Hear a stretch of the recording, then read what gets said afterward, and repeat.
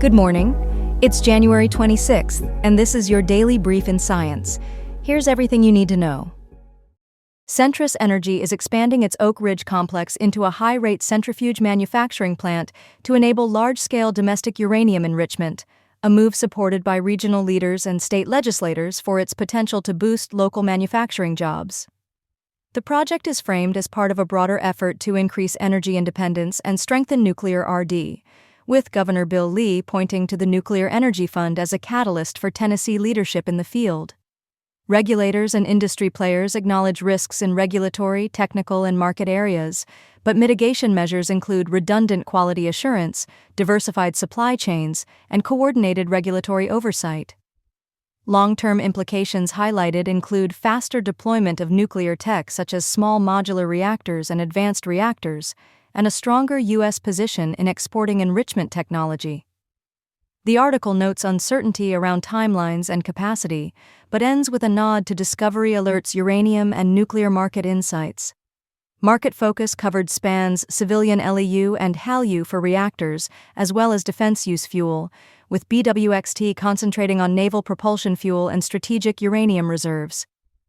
DENSO is emphasized for enhancements in safety, security, climate control, and facility robustness as part of its ongoing manufacturing and distribution strategy.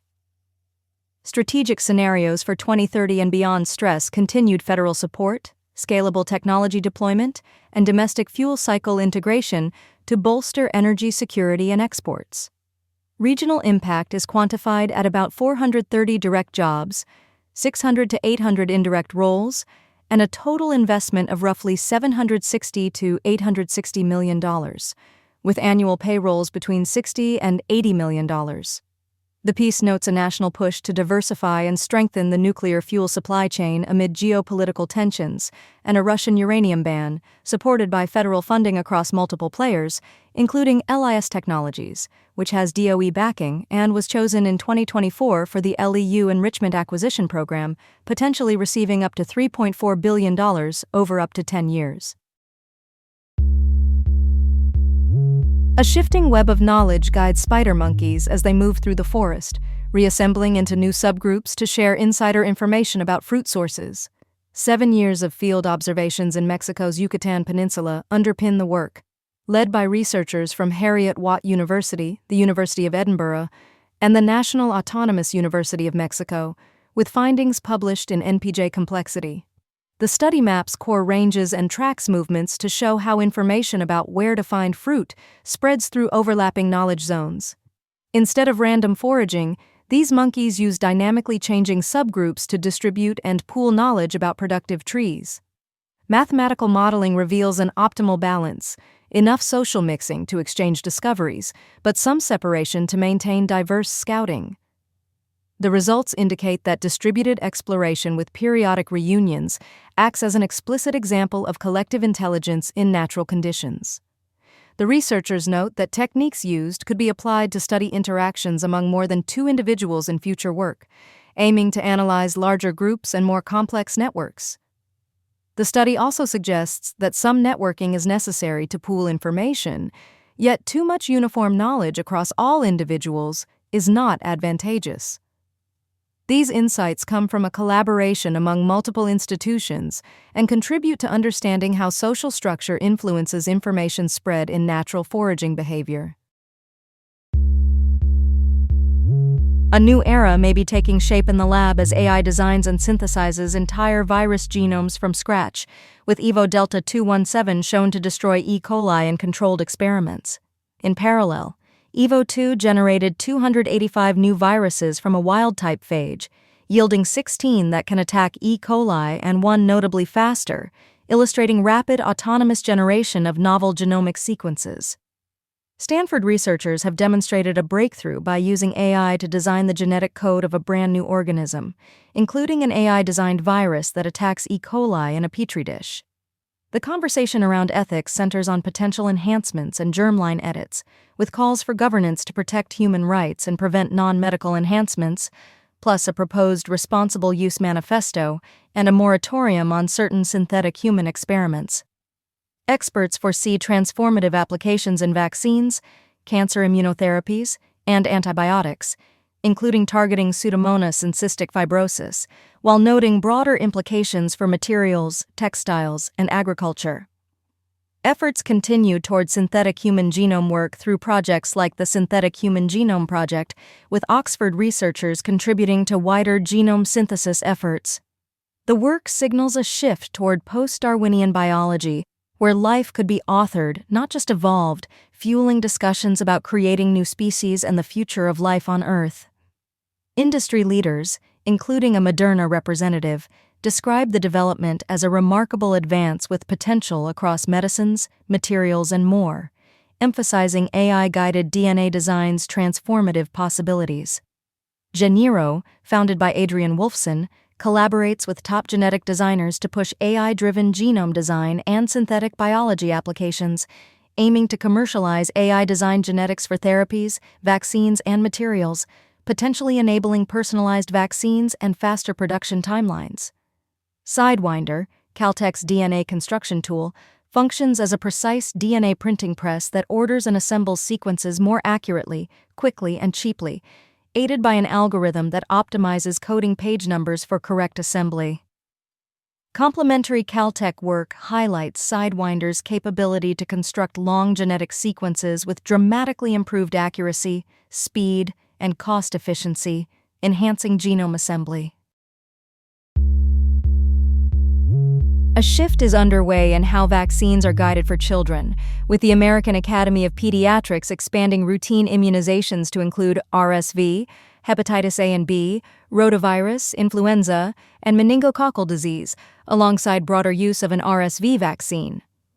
The CDC schedule, by contrast, has narrowed some protections to high-risk groups and calls for shared clinical decision-making for flu, COVID-19, and rotavirus vaccines, a divergence that sparked confusion among parents and clinicians.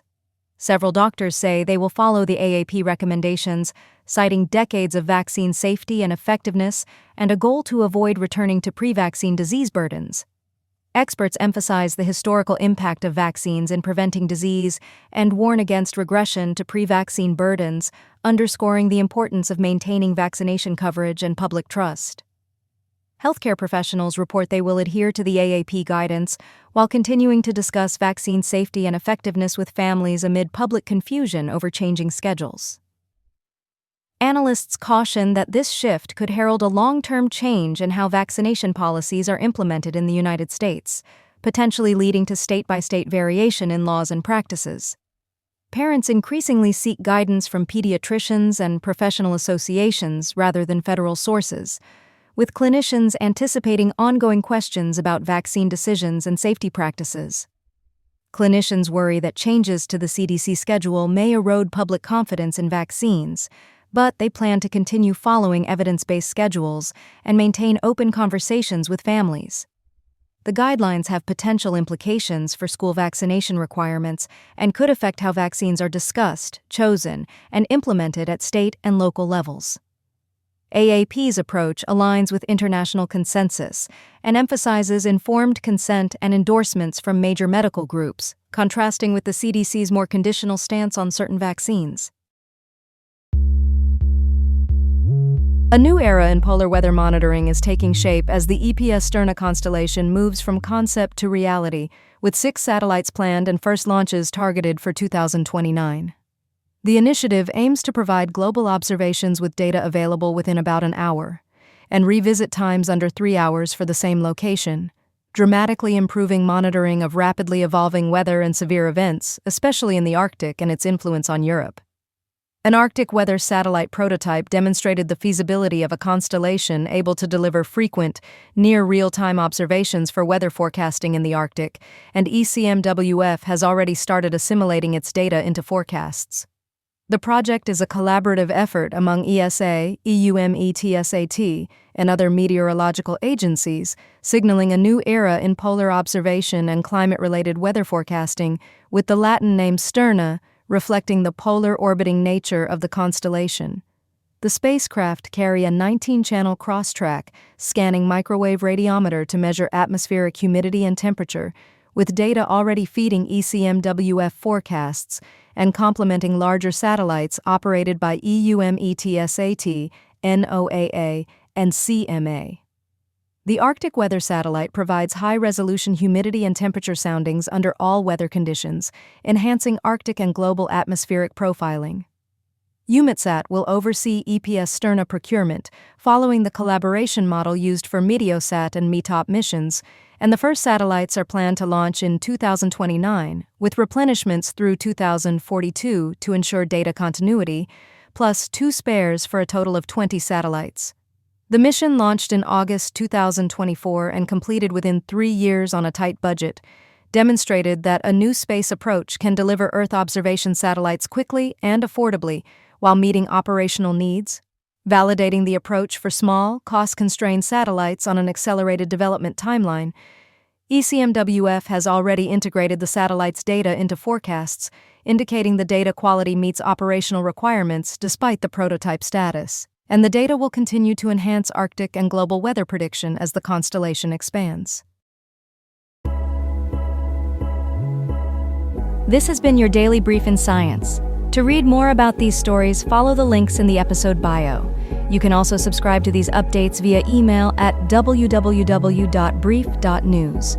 For more daily podcasts about the topics you love, visit brief.news/podcasts. Tune in tomorrow. We'll be back with everything you need to know.